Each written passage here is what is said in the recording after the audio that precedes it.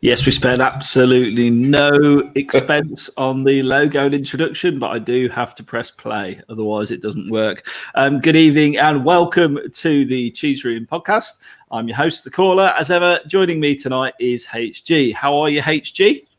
I'm very, very well. My voice is still a bit deeper than normal, I think, from all the cheering from the game last night. But life is pretty freaking good, isn't it?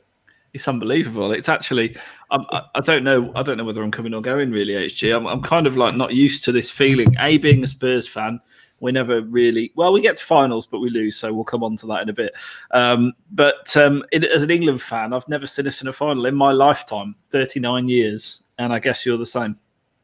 Yeah, I mean, semi-finals we've seen, but not finals. That's true. Yeah, it's first final. And that means you've got a 50% chance of winning it, right? Hey, look, so some would say we're at home, so we've almost got more of a 50% chance. I don't know if it is a 50-50 game, but anything can happen in one game of football. That's the scary thing. England could go out and win 4-0. They could lose 4-0. It probably won't be either of those, but it will be. Yeah, if you have any fingernails left, I don't think I will do it by the time the game starts. It's uncharted territory. It feels like that first year when we were in a title race, and like the Leicester year, we weren't really ever in it, but it was suddenly we were the point tally wasn't great, but we were somehow second, so it felt like this amazing thing. As that challenge was happening, that's what this feels like. Only we haven't had 4 months to get used to it. It's happened in 4 weeks, and we're like, crap, we're there. Where did that come from? I mean, we'll break it down and we'll talk about through the show. We'll talk about that fantastic semi-final last night, and we'll preview the final as well. Firstly, introductions. If you are watching Cheese Room for the first time, can we ask you a favour that you subscribe, like, and share? Super chats are available throughout the show, so if you want to show your support and dedication to the Cheese Room podcast, please do feel free to use those. Just a reminder, if you're watching this on catch up, you obviously can't do that, but do catch the next live show possible that you can. So HG, has it? I mean, I know we've just briefly covered it, but has it sunk in yet? Because I'm just not feeling like it. I woke up this morning. I mean, firstly, I wasn't in my own bed. I was in an Alton Towers room, which in itself, and it's a themed room, and the theming was like steam pipes and stuff coming out everywhere. It was like some mad professor's laboratory. Oh, cool. So I felt like I was still in a dream, and everything was a bit weird. Do you have anything like that? Do you know what? Like, I do think that not being in England has affected this a little bit for me. Like, I can imagine, if I was in the UK right now, if I was in England, let's face it, the rest of the UK doesn't want England to win. But if I was in England and everyone's talking about the game and everyone's watching the game, it would definitely be a different atmosphere. Obviously, I went to the public viewing here, but, football is a pretty niche sport in Austria. And, so I don't know. I don't think I ever felt nervous. In fact, it was weird watching the game thinking, like, I should be feeling more nervous than I actually am. Like, this is England in the semi-final of a major tournament. And had I already got to the point where we did this 3 years ago, so now it's like this is second nature? Of course not. But it did feel a little bit odd that I wasn't surrounded by many England fans. There were a few Danes spread about. There were a few English people, but you definitely got the impression that a lot of people were there because they wanted to watch something happen rather than like enjoy it. Almost being like a tourist at a Spurs game. Like, you're there for the experience. And so, I don't know. I know that, was it 10, 11 years ago when Holland got to the World Cup final, having lived in Holland and knowing how they see football, I left Austria. As soon as they won the semi-final, I was like, I'm off. And I went to Holland for the final, and I don't regret it. I knew I had to be there just in case they won. Now, obviously, with COVID, I can't go to England right now. Like, it's impossible for me to do that. But I also don't have much of a desire to be in England if they won, right? Like, and that feels odd to me, because obviously to have almost everyone in England be absolutely ecstatic and have a feeling of, we've done something, we've won something that involves the national sport and not something a bit more elitist like winning the cricket or doing well at rowing in the Olympics or cycling or something that most people don't really do. for it to be a football mad thing in a football mad country would be mad. And yeah, I don't know. It's just very odd being like part of it, but also from afar. Yeah, I guess a strange experience. I mean, I was a bit like that last night. So I started off with the aspiration to go and watch it in the hotel bar. However, soon realised due to COVID restrictions, it was table service only, and they only had X amount of tables. And despite the fact I was willing my 2-year-old daughter to finish her pasta really quickly so I could go to the bar, it just wasn't happening. So I ended up watching it in the bedroom. Everyone else was asleep.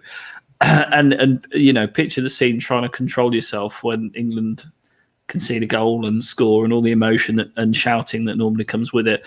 But what was funny was when we scored the winner, when Kane netted that winner, and at full time, you just heard literally the whole corridor just literally cheering, like literally everyone was in their rooms watching it. It's fantastic. So really different experience of watching it to being in the man cave. And I will be back in the man cave hosting a damn big party this Sunday. And if we win it, God, it's gonna go off. That's what all I'm gonna say. There's gonna be some sore heads on Monday. They're actually talking about it in the press, and it obviously was just paper talk. They were going to make it a bank holiday if England won on Monday, but I'm not sure you can pull a bank holiday out of the bag that quickly. But No, you probably can't. But what will happen is that all of the English people will call in sick, and if you're not English, you'll be doing the work for everyone else anyway. You'll go into work, and everyone else will be like, "Yeah, sorry, something came up." Yeah. But yeah, I don't know. Like it won't be like Monday morning won't be just any Monday. It will be a massively interesting experience, win or lose, right? Because if it you know, like what will Monday feel like if Italy win? I mean, that's just it's unthinkable, isn't it? It's going to suck, and we're going to come on to that. Let's first look back over the game, and I say it's a shame I'm not down there this Sunday. I would have loved to have been at the final, but I am down at the Tottenham Hotspur Stadium tomorrow, HG, meeting up with various cheeseheads. Apparently, Brendan is going to meet us, although he's already bailed out of lunch with me because he's got too much work on. So he's now coming down a little bit later for the tour, but clearly has no aspiration of having lunch with me or watching me go up the skywalk. So, you know, but I'm sure come the evening when the drinks are flowing, drunk Brendan will be battered Brendan. No doubt, and I'm sure the other tutoring podcasters who are looking forward to tomorrow night as much as me can't wait to do our annual party. I think the only disappointment is Franco's not coming. I think he's off to Norfolk or something up north. He said. What was that? You said he's already under the thumb. Was that? That's what I heard. Yeah, been married a few weeks, and that's it. A few weeks. Norfolk every weekend. But he did make me laugh. The reason we got to the final is because we managed to avoid penalties. Yeah, fair point. Although one did win us for it last night, didn't it? So last night, HG, how do you feel? In what areas was the game won and lost? I mean, we got off to a decent start. I think that Denmark goal almost woke us up a little bit, didn't it? I think it was, but what a free kick, can we just say? Yeah, it was a brilliant free kick. I mean, it was one of those ones that, like, if he hits it slightly differently, it goes over the wall and then just continues to keep going up. It doesn't dip like it did. Yeah. Yeah, there were obviously things about the Danish wall moving across and blocking the keeper. I don't have an issue with that. I mean, that's just it. Yeah, he had a great free kick, and it was very similar to the one that England scored in the semi-final of the World Cup. You know, it wasn't as early as that England goal, but it was a free kick to put the underdogs ahead. And so, but you're right. It did kind of wake England up a little bit. And I think the good thing was the crowd, although they were instantly in shock a little bit, that they did turn to try and galvanise the side. And I think the 15 minutes straight after the goal were the crucial 15 minutes. Had we gone in at 1-0 down, then I think people would have been like a bit more nervous in the crowd. It would have been a bit more, is this really going to happen again? Very edgy. And because we got the equaliser relatively quickly afterwards and had I think another decent chance even before half time, people were like, okay, we have ridden this awful moment and we're over it. When Sterling smashed it at the keeper and the keeper saved it, the commentator went, "How was Schmeichel saved that? And I tweeted at the time because it was literally hit straight at Schmeichel. He couldn't get out the way of it. He had no choice but to save it. I'm not taking anything away from the big Dane. He's clearly a decent keeper. But in that instant, I mean, the commentators drive me mad. Thank God the BBC is back for the final. That's all I'm saying on that before I get too into it. I watched the game with an American friend of mine who obviously isn't massively a soccer fan. And my inner Andy Townsend came out, and it was like, oh, he hit it too well, if anything, because it was just like, I'm not being funny. Like, people know I'm not Raheem Sterling's biggest fan, right? That he doesn't strike a ball particularly well at the best of times. But that was the one time it was like, shank it either side, like roll it across the bottom of your studs so it wrong foots the keeper and it's going in. And he got a really good connection. But it's almost like when your focus is on getting a good connection, then suddenly you don't worry about where it's going to go. And in that moment, that's all he needed to worry about was just divert it either side and it will go in. There is nothing at that distance. There's nothing Schmeichel could have done apart from what he did, which was like, hit me if you dare, almost. But yeah, that chance, I thought, okay, that's it. But we got the goal, 60 seconds later? I mean, it was literally 60 seconds later, yeah. Off a defender. But, Raheem had that covered, surely. Yeah, I'd like to think that Raheem would have put it in, the tap-in merchant, would have scored the tap-in. But there's always part of you that thinks, is he going to Asimovic it over the bar? You just don't know. I understand the defender had no choice. He had to go for it. But, they all count. So we were happy. I joked a little bit at halftime that maybe own goals should count as extra because you've made the other team score for you, which obviously we don't want to do. But in that case, I mean, I've seen Trippier score a particularly horrendous one where the opposition do anything. So I don't think we can roll that rule out, HG. Kane won Player of the Match again, or whatever they're calling it, a fantastic UEFA fantastic player or whatever it is. That's 2 games on the bounce. He's won that brilliant defence splitting pass, wasn't it, to set up that goal. He's just not getting on the end of it. It seems in this system he drops deep, he makes the play, but he's not necessarily getting the chances himself, is he? And you talk about the Irish fans over the years, they sang about needing a team of Gary Breens, and Spurs fans did the whole team of Robbie Keanes. Like, if Spurs had, or England had a team of Harry Kane, they would be very, very good. Because Harry Kane is the best number 10 that we have. There's no one in the squad that can really do what he can do. He's like, you could possibly put Calvert-Lewin as the 9 and make England a better side. But the fact that Kane can do both, the defenders don't really know what to do. I mean, the Danes had 3 centre-backs and Kane was still able to influence the game because for some reason they didn't have Christensen follow him over the pitch. That's probably what I would have done. Christensen's happy to be in defensive midfield and the other 2 defenders would have been fine, covering behind him. So it did seem strange that, especially when Kane was having that influence, that the Danes didn't try to do much about it. Yes, they got close, but the thing with Harry Kane is that he wants you to get close to him. He doesn't want you to stand off him because he can't do you for pace. He can only do you with his body and stuff. So it's I'm not complaining, obviously, but it felt as if Kane as a number 10, that pass to Saka was perfectly timed. The run was great. And when you saw the ball go a bit wide, you started to think it wouldn't happen. But Saka, to his credit, being massively left-footed, recognised that actually he didn't have time to get it on his favoured foot. He had to just play it across with it on his weaker side. And as a Spurs fan, some might think it's difficult to praise Saka because he plays for Arsenal, but no, the guy's a great player. There's no doubt about it. But yeah, he recognised that was the opportunity. He didn't have the time to get it onto a more solid side where he could make sure that it would go where it needed to be. It was like now or never, and it worked out. I could be honest, I'm not particularly sold on Saka, if I'm honest, HG, in terms of England. I would much rather see Sancho or Grealish in the side than Saka, I've got to be honest. It's a tough one. I mean, because I said this. Some guy said to me today on Facebook the idea of you've got to trust Southgate because he's got us this far. And I'm thinking, yeah, but which version of England are we going with? Is it the one where Foden started the first couple of games? So we've had Sterling and Foden, we've had Sterling and Grealish, we've had Sterling and Sancho, Sterling and Saka a couple of times. No one really knows, I guess, who is the best option to play in these games. I wouldn't be surprised to see Foden start just because, even though we haven't seen him since the Scotland game. It's a tough one. That there are various options that England still have. It's not as if we've played the same system. It's not as if we've played the same 11. I don't know how many players have played every game, but I don't think it's going to be more than maybe 7. Not many. There's at least there's been a few changes in almost every game. So yeah, I mean, it's great because I think, again, I've said this before. A lot of Spurs fans, a lot of England fans, look at this and think, like, we could make 2 or 3 changes and it won't affect the strength of the side. Some would say that Henderson coming in because of his experience would be a boon to the side. I don't particularly think Mason Mount played that well last night. I didn't see much from him, but he came back in and has been part of a side that's won 2 games. It's you can't knock the results, but there is all this worry of, like, are we really getting the best? Certainly, and we'll need the best to beat Italy. I don't think we'll be.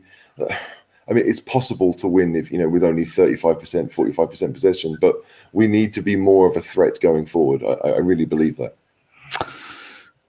Do you think Denmark were unlucky with that penalty call? So obviously, there was one before that on Kane that didn't get given, and then Sterling obviously took a tumble. I've seen a couple of things today. One sort of describing Sterling as a diver. One describing Kane as a diver.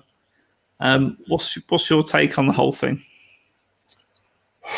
I don't think either were penalties, right? I don't think Kane's was a penalty. I certainly don't think Sterling's was a penalty. I think Kane's was more of a penalty. But even then, Kane's to me was a penalty. I'm pretty certain, because there was good contact. I think, and it was in the penalty area. I don't. Yeah. Nowhere near the ball. I mean, to me, that is a pen. I think Sterling's, for me, looked very dubious, shall we say? But go on. Yeah, if that had happened against England, we'd all be going nuts. And so the Danish fans out there who think there's a conspiracy, or the Italian fans I've read today, Italy thinks that the UEFA wants England to win. I don't know where they get this from. It's not as if when have they wanted England to win, and if they have, how come it hasn't happened? Like, I don't understand. So I think that for the Danes, look, I do think England were the better side. I think that Denmark kind of hurt themselves a little bit with the substitutions they made. They went a bit too defensive. Like, I was shocked to see Dolberg go off. They made that 3-person change, and I was like, okay, this makes sense. You can make 5. You can tell players after an hour, that's it, your game's up, so they can go full speed for that hour. Damsgaard had been taken off in previous games, so it wasn't too much of a shock. But to see Dolberg go off, I was like, well, I don't rate Poulsen that much, but Poulsen and Braithwaite, suddenly you only had 2 strikers. Where was the third? And it pushed Denmark back. And from that moment on, it really only looked like one team was going to score. Maybe they were very fortunate to have that happen in the way that it did. But I do think that, if the penalty hadn't been given, England at some point in the extra time would have made it count, and they would have got that goal. Yeah, I genuinely think that, really in the second half, England were a far superior outfit to Denmark, and it was just a matter of time before we were going to score. Obviously, the last few minutes were a bit nervy, but to say the least. But there only looked like one winner in the second half to me. I thought we were excellent. I mean, that's probably Kane's poorest penalty I've seen him take for a very long time. HG. Yeah, and it's weird. They do come in big moments too. Like, I remember the game up at Liverpool when we had 2 penalties in the last 4 minutes and somehow scraped a draw. There was one that he hit straight down the middle and the keeper didn't move, and that always looks bad if it doesn't go in, obviously. But yeah, I was convinced that Kane was going to go to his favoured side. He always goes to his low to the keeper's right, to his left. I just thought, do what you do best. And when he went the other side, it was a poor penalty, and he got very, very lucky that it came straight back to him. But yeah, I mean, it's one of those things. Like, I don't want to be one of those tub thumper Englanders and think we're going to do it, but we were the better team, and I do think the goal was going to come. I think Grealish and Foden were starting to really run things, and the Danes were exhausted. Let's be fair; they were like their best player for the first few games had been the left back Mæhle.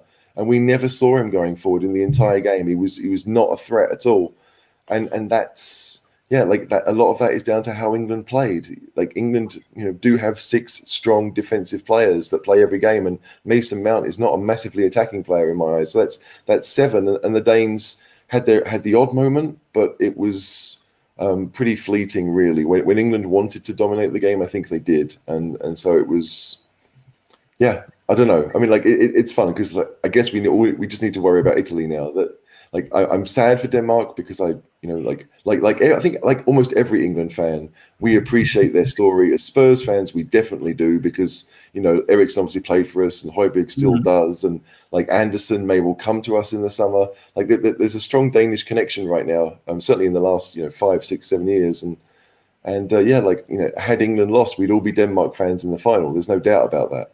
But thankfully, as an England fan, I can say that thankfully they didn't. And England go on to see another game. We march on. I'm just going to literally just go through a few comments. Okay.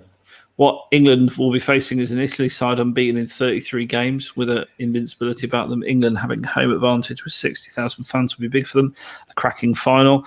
But I'm going to follow that up and caveat that with thoughts on fans booing the Danish anthem and the laser light UEFA punishment. HG, England fans aren't the only fans to boo a national anthem, are they? Does that seem a little bit harsh to you, or? England fans aren't the only ones to do it, but that is not it's not an excuse. I'm not suggesting for a second it's right. But it does feel to take away. It's almost like you're shooting the messenger and it's like, no, like hang on a second. No one should be booing the national anthem of their opponents. I don't care if they're rivals. I don't get you just don't do it. In my world, you just don't do it. I understand the temptation to want to, because you want to create this us versus them divide. You want everyone to be pumped up, but no, it's not even a minute. Some of them. I mean, like the Italian one goes on for a while, but like it's a great national anthem. Let's be honest.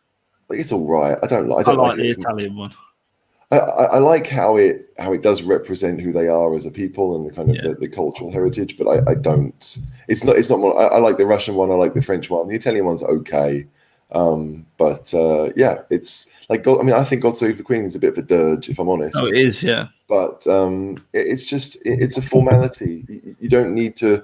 You can take 2 minutes off to just allow that to happen and be respectful, and then go at it, like hate them as much as you want and shout insults. That's fine. I once went to an Austria game here years ago. They were playing, I think, Croatia. Actually, it was a qualifier for some tournament, and I went. I was being typically English. Was like, break his legs, but I didn't say break. I said take his legs, and the guy in front of me turned round and was like, "You telling him to break his?" No, that's too far to me. But get the man and the ball, just clean him out. And I learned very quickly you got to be careful. But no, I don't think that we should ever boo anthems. The laser light is worse because I'm sorry, what the heck?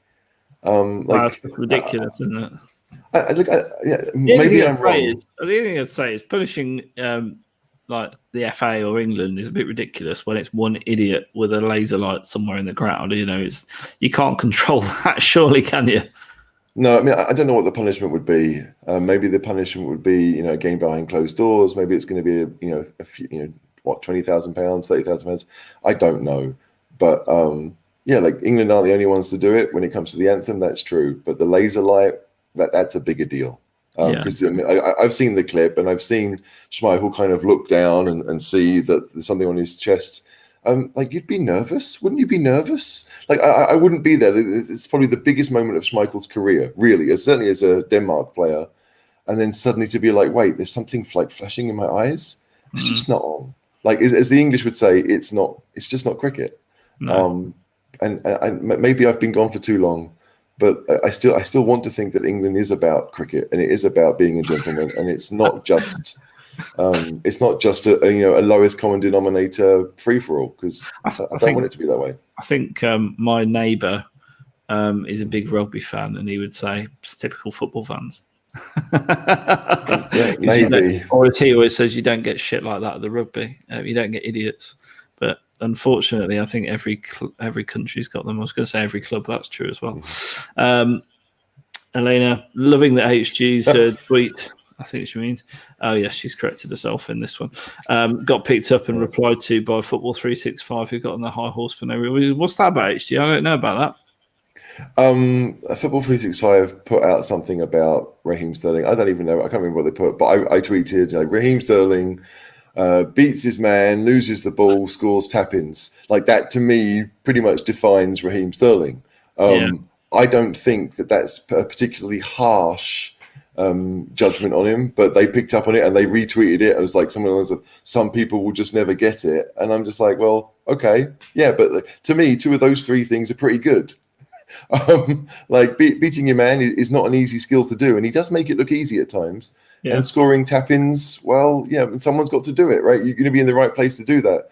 But there were plenty of times, like as much as Raheem Sterling was pretty much the only player who was capable of moving forward with the ball at his feet, it's like watching Lamela, right? You see Lamela driving forward and through midfield, and you're thinking, how's he going to fuck up? And I get that impression with Sterling. I don't think he's got a great shot on him. I don't think he picks the right option. So it's tough because he scored goals and he's been a massive part of the team. Yeah. But I like if we win on Sunday night, that doesn't change my opinion of Raheem Sterling at all. It really doesn't. Yeah. For what it's worth, I agree with you on Sterling.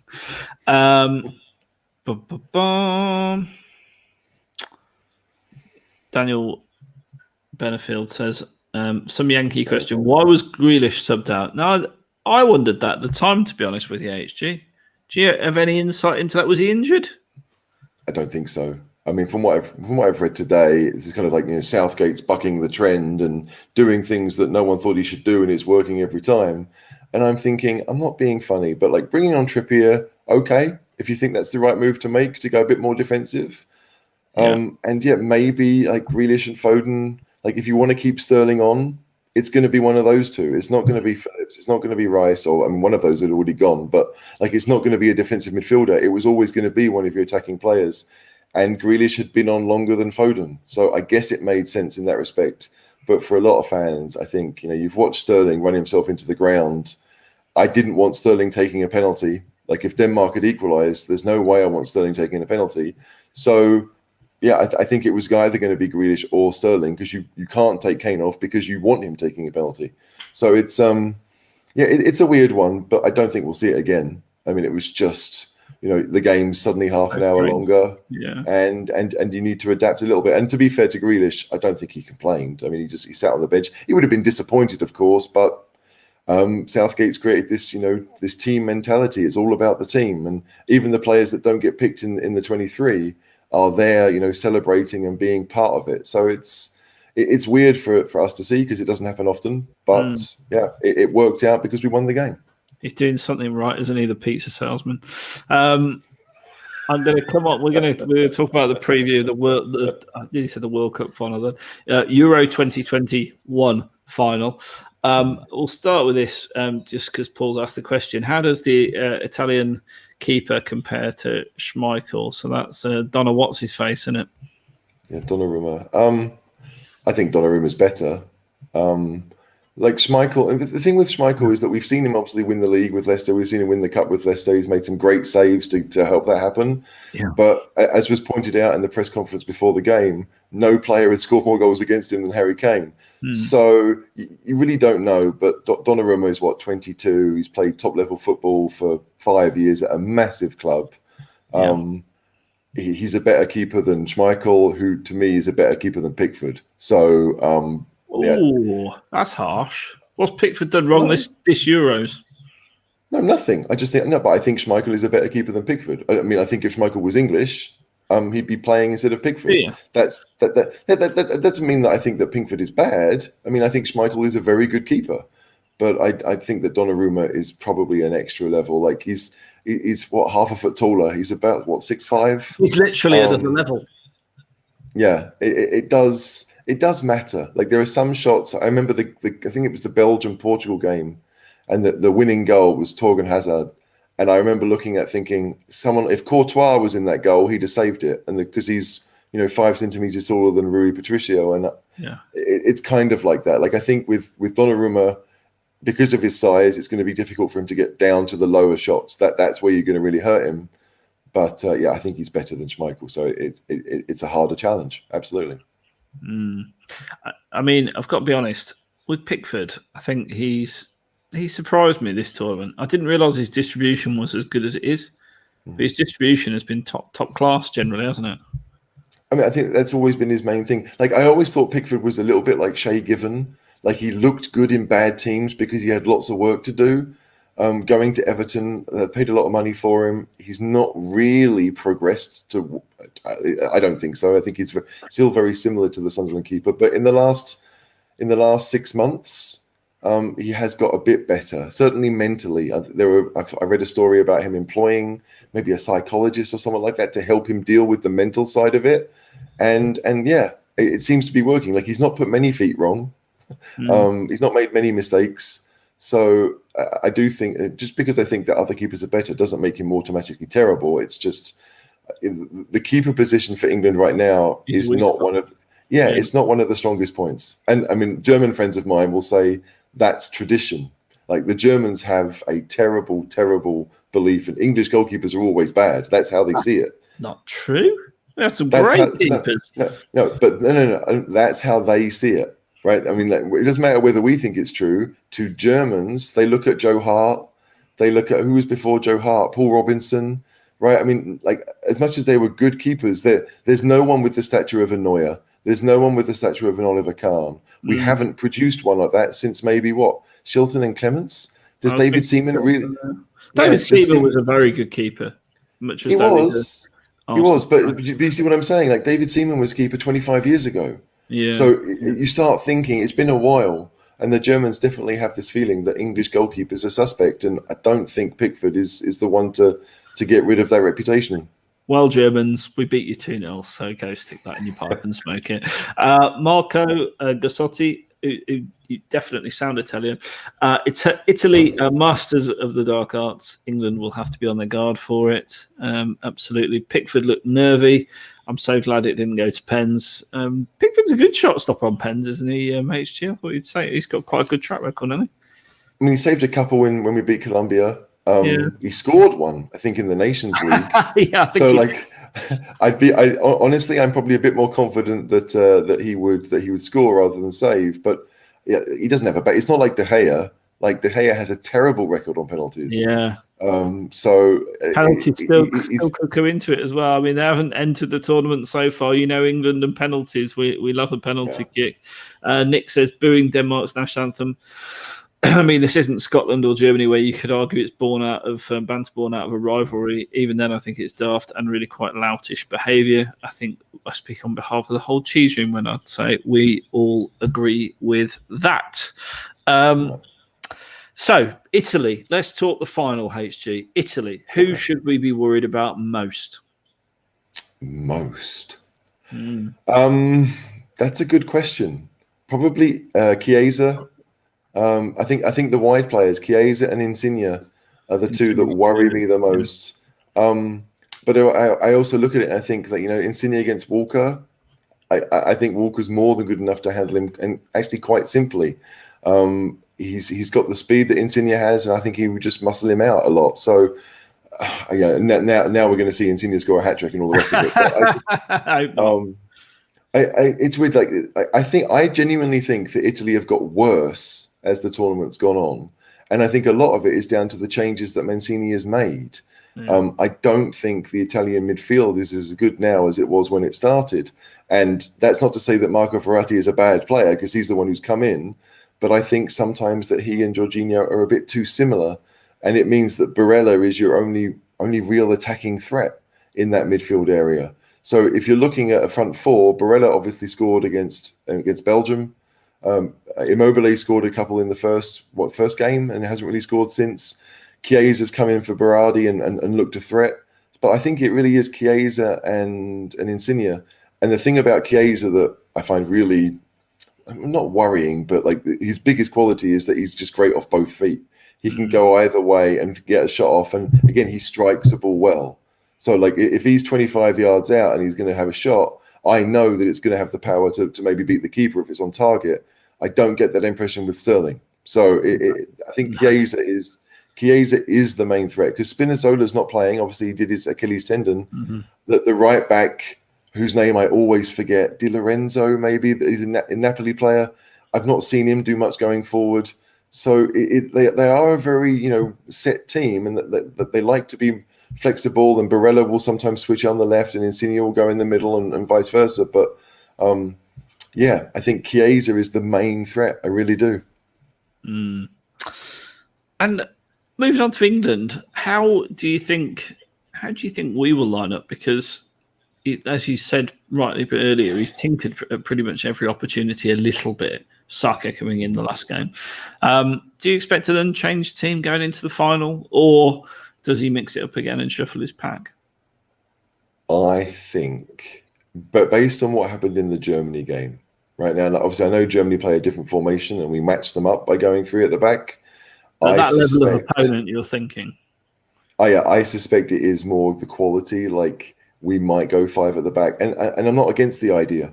Like, I realize that it's going to take away probably an attacking option, but I think that if you are going to do that, like, to me, I'd be looking at a couple of changes actually in midfield more than anything. Like, obviously Trippier would come in as the wing back on the right hand side, with Walker, Stones, and Maguire at centre half, and then Shaw as the left wing back. But I think that what we do then, like, do we need Rice and Phillips? I don't think Italy are that great going forward. And I think that if we're going to get at them, we have to get at them down the middle of the pitch. If you've got Kane and Sterling as your front two, I'd love to see Sterling skip around or running at Chiellini and running at Bonucci. They will hate that. Like, that's almost what I want to see. And if Kane is the one to drop deep, leaving Sterling to run at defenders, then that's great. But I think that I would be very tempted to bring Henderson in, because we all know that he's been there and done it. He's been Premier League player for 11, 12 years. He's come in and looked the part. He's more of a leader, I think, than Rice and Phillips. And again, this is not to say that Rice and Phillips have been bad. They haven't. It would be a terrible call to take the final away from them, and not terrible, but a difficult one.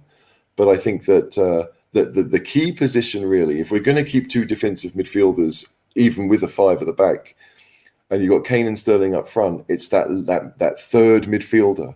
Are you going to go for a more attacking version, like maybe Grealish? Are you going to go for someone who's a bit more positionally aware, like Mount?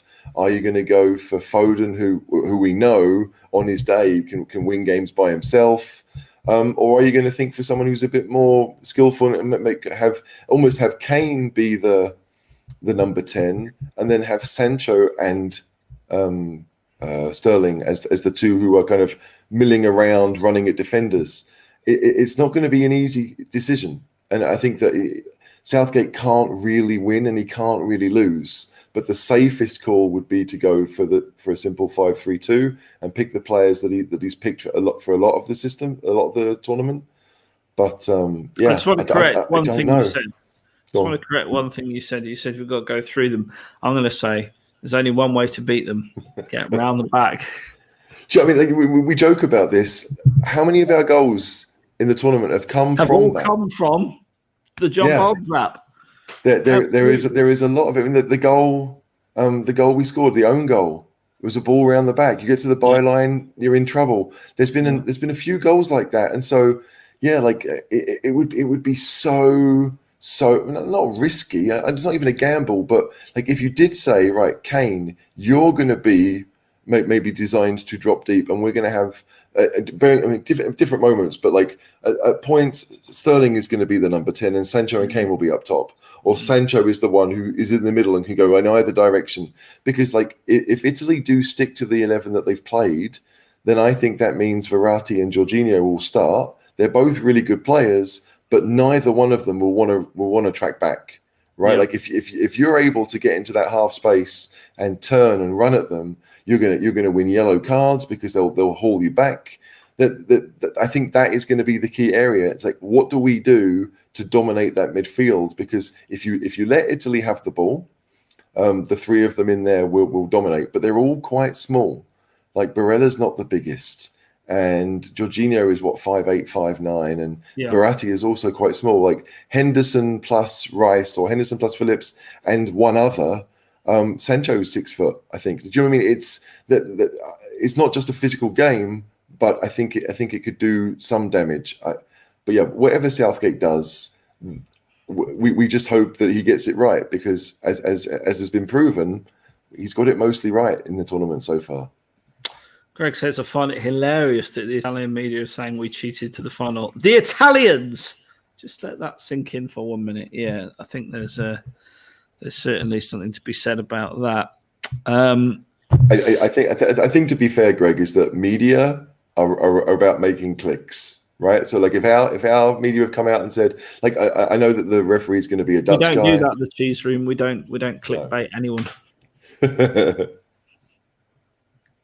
But yeah, I get your point. How big a role has the crowd played in being at home in this then, HG, and the success of England so far? And how big a role do you think they'll play against the Italians on Sunday? If you're talking about the group games, not too much, because it wasn't that full. You know, it felt like, I don't know, how many were in the group games? 20,000, was it? Sort of COVID, and now it feels like COVID's gone almost. If you exactly. But yeah. So the Germany game with 40,000, it would have helped. Obviously, the next game was in Rome, so it doesn't really matter. But it's a massive advantage, right? There is no doubt that it's an advantage. But it's an advantage if we score first. If we don't, if we concede first, then it can. Like, I mean, in the last Euros, France were at home in front of how many thousand? 90,000. It was 0-0 until the last 10 minutes of extra time. Like it could be a millstone, but I want to think that if you're going to pay 600, 700 quid for a ticket for the final, your job, literally, you have the country.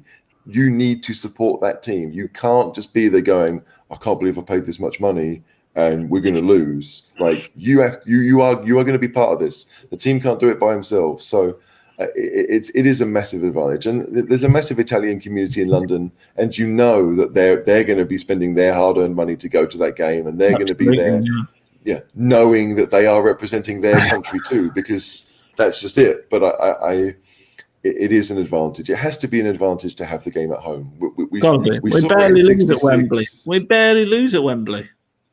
Yeah, and to be fair, the Italians don't lose either, right? As Marco pointed out, 33 games.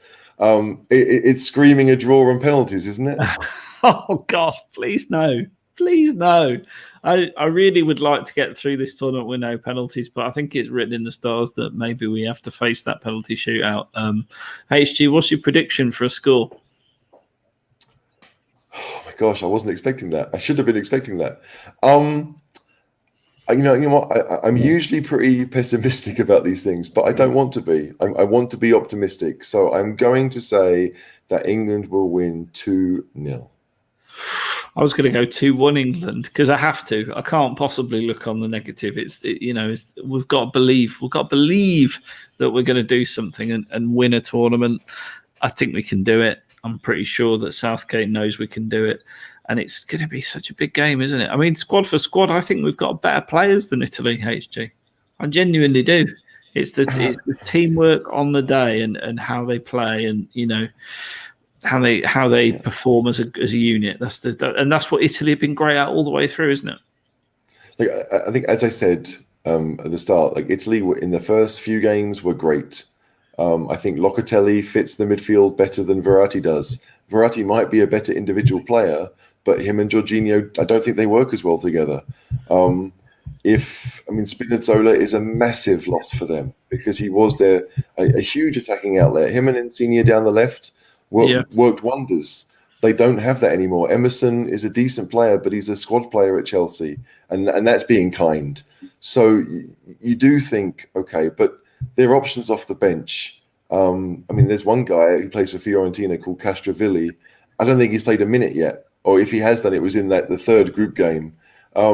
He's a really, really, really good player who I think would hurt an England midfield, because he's like Bellingham. He's a much more mobile midfielder who scores goals, and that would be a problem for us. So, I think Italy, obviously they have great players. Bernardeschi plays for Juventus. Berardi started the tournament. They do have options, but yeah, I think it's about the type of decisions you make, whether you stick or twist, when to stick or twist. But it's a very, very even game. Like Italy, they've been together for a while. They've come from nowhere under Mancini. Obviously, things are working for them. England have home advantage. They have a bunch of players who, again, like Phil Foden's only really played one full season of Premier League football, and here he is possibly starting a Euro final. Grealish, 2 years of Premier League football. I mean, they're players, but they're not experienced. We don't have anyone like Bonucci or Chiellini. We don't have a partnership like that.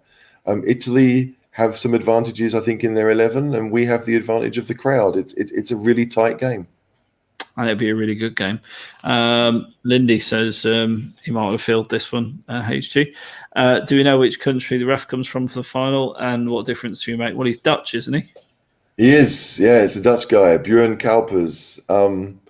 Mr. Kuipers, please help us out. How can I put this? Your countryman Macaulay helped us out in the semi-final. Don't right his wrong, please, Mr. Kuipers. Let's have a nice, fair. I mean, it will be a fair fight, right? Let's be fair. Like, I don't think the referee will decide the game. Just the fact, I don't think the referee decided the semi-final.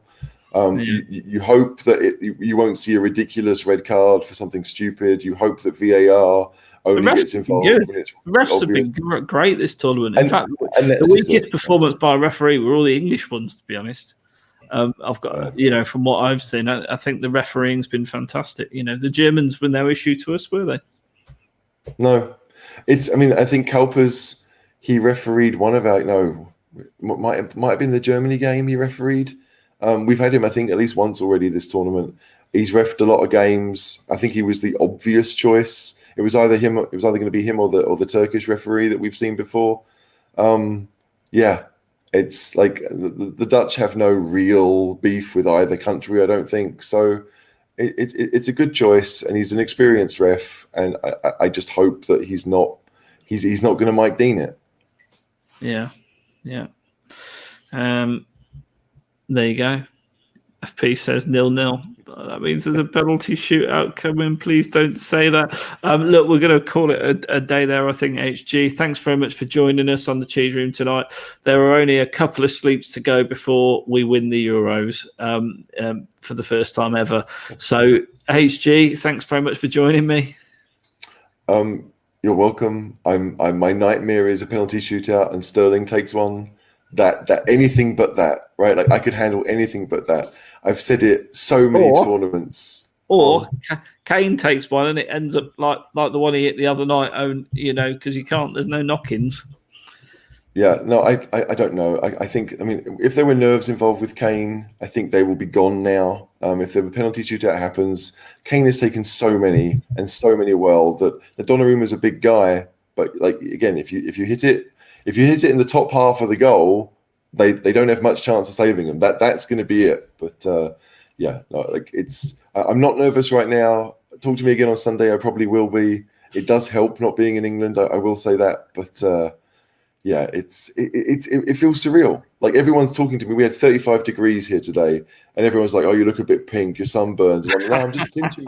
I'm just pinching myself because England are in the final of a tournament, and deservedly so. Right? Like, we haven't needed much luck. We've played well. These are the two best teams. The two best teams have made the final. As I think Marco said in one of the comments, it's going to be a classic. I hope so, but I hope that England come out on top, obviously. I just hope I'm still alive to see it after the Cheese Room night out tomorrow night. So if I am, maybe we'll pod again before the game, but unlikely. In the meantime, come on, England, we can do this. Come on, England. Thanks for listening, everyone.